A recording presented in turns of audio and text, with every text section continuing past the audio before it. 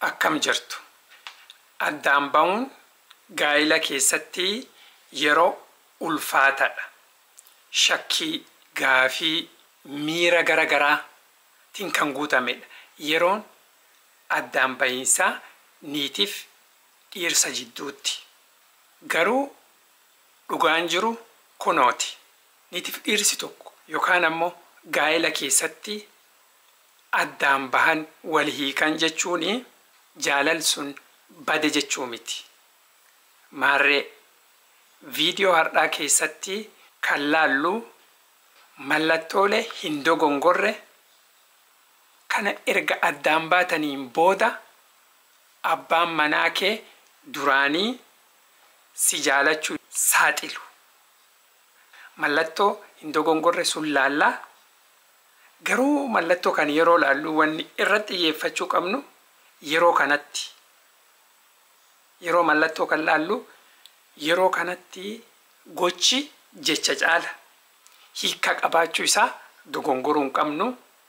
Marree mallattooleewwan kun maal fa'a? Tokkoffaa haasaa si wajjin qabu itti fufa. Yookaan ammoo communicationin siifi isa jidduu jiru itti fufa. Jaalalleen yookaan ammoo abbaan warraa kee ka duraanii erga siin addaan baheen booda communicationii haasaa si wajjin qabu ittiin fufu taanan yookaan ammoo siyyuu quban qabu taananii na jaalattette hin eegin. Akkas taanan dogongortee jirta. Haasaa nan jedhu haasaa akkamiiti? Haasaa akkam bultee? Dhufee ijoollee gaafatee ijoollee akkam jirtan jedhe deemuti. Haasaa sunii miti. Haasaan inni si wajjin itti fufu haasaa jiruuf jireenya keessan lamaanii.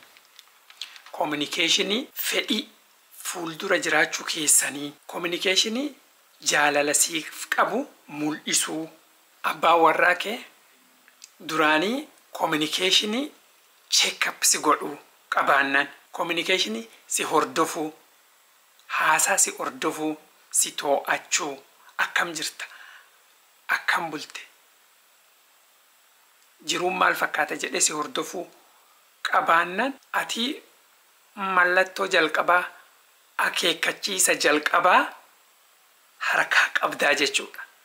Kanaafuu abbaan manaa kee communicationii si wajjin qabu itti fufee jennaan mallattoon jalqabaa si akeekkachiifamaa jira. Yeroo fi yaadannoo gaarii wajjin dabarsitan kan gaafa wajjin jirtan wajjin dabarsitan dubbata. Irra deebi'ee si yaadachiisa. Garuu kun sarpiraayisii godhuun qabu. Kan maaliif sitti himaa? Yaadannoo duraanii waan wajjin dabarsitan yeroo gaarii dabarsitan haala keessa dabartan si wajjin ka dubbatuu fi hangam akka miss godhe hangam jiruu isaa keessatti akka si wajjin jiraachuu fedhu si ibsuufi waan sammuu isaa keessa jiru sin dhoksu hunda si hima. Kan godhuun isaa walitti deebi'uu fi carraa fi haala mijeeffachaa jiraachuu isaa siif galuu qaba. Kan biraa yaada ofii si wajjin qoodata. Fakkeenyaa fi osomatirraa fagaattu abbaan manaa kee kuni si wajjin fiigee si barbaadee si argatee yaada ofii si hima taanan beekatirraa fagaachaa jirta. Atirraa dheessaa jirta. Ati itti jijjiiramtee jirta akka duraanii hin jirtu. Garuu inni si wajjin fiigee si barbaadee yaada ofii si wajjin qoodata taanaan akkuma kanaan dura wajjin dubbachaa turre uumamaanii dhiirri tokko yaada ofii akkasumatti lafaa ka'ee miira isatti dhaga'an hin dubbatu. Amala dhiirotaa keessaa isa tokko. Nama jaalatu wajjin garuu miira ofii yaada ofii waan yaade pilaan sagantaa ofii hunda baasee hima. Kana osoo atin irraa dheessitu si barbaadee sitti mudhiisiti uumamaan dhiironni yaada ofii baay'isanii baasanii hin dubbatan. Garuu inni maaliif kan godha jettee gaafachuun kan kee hin oolu. kan godhuu fi abbaan manaa kee kun yaada ofii kana si wajjin ka qoodatuu fi carraan walitti deebi'uu akka mijatuuf yookaan ammoo jaalala siif qabu mul'isuuf karaa kamiinuu akka si barbaadaa jiru sitti agarsiisuudhaaf yaada ofii kan si wajjin sheer godha si wajjin qooda. Kun maal agarsiisa? Inni hagam akkasiif dheebote, inni hagam akkas yaadaa jiru, fuuldura akkamitti si wajjin jiraachuu akka fedhu yaada mul'isuu. Sirreeffama gochuuf yaala.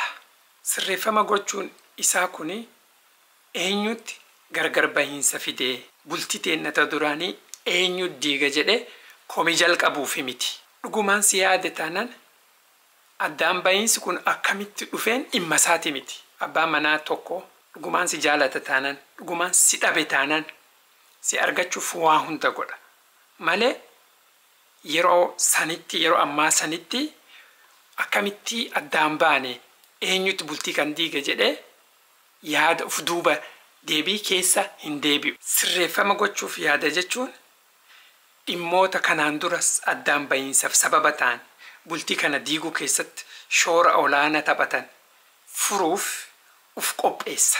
Namoota ati kabajaa qabduuf, namoota gurguddoo ati yaada qabduuf biraan gaha.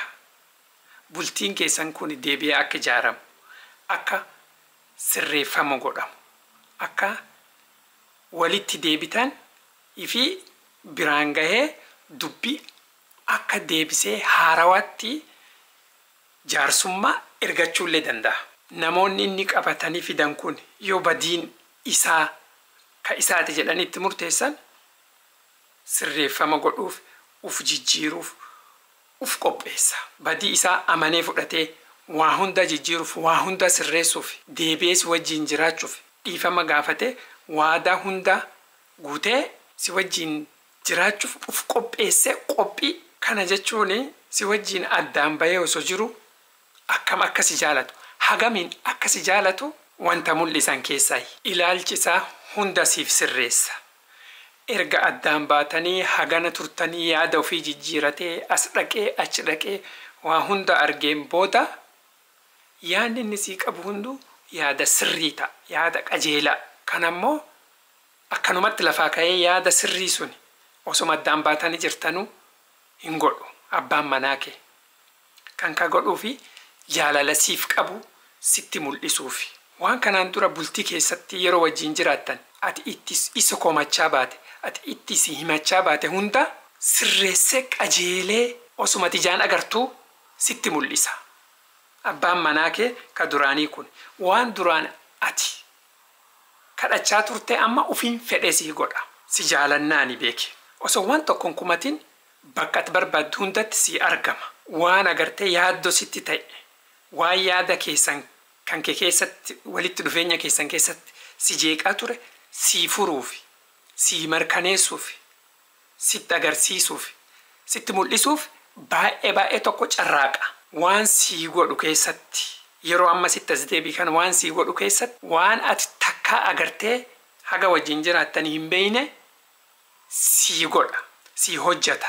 Dhiira si jaalattu qofatti akkas godha.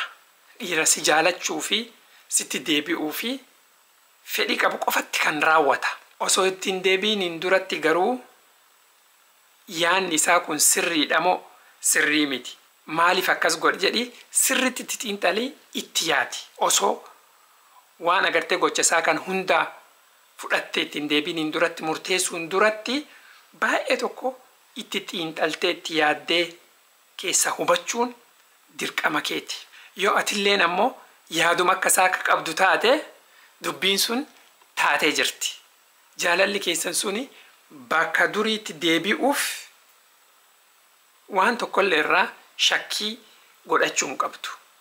Kanaafuu mallattoolee dhoksaa kan abbaan manaa kee duraanii erga addaan baataniin booda walitti deebi'uu keessaniif fedhii qabu mallattooleewwan saaxilan wajjin ilaallee jirra. Viidiyoon har'aa asuma irratti raawwataa hanga viidiyoo biraatti wal agarrutti yeroo gaarii.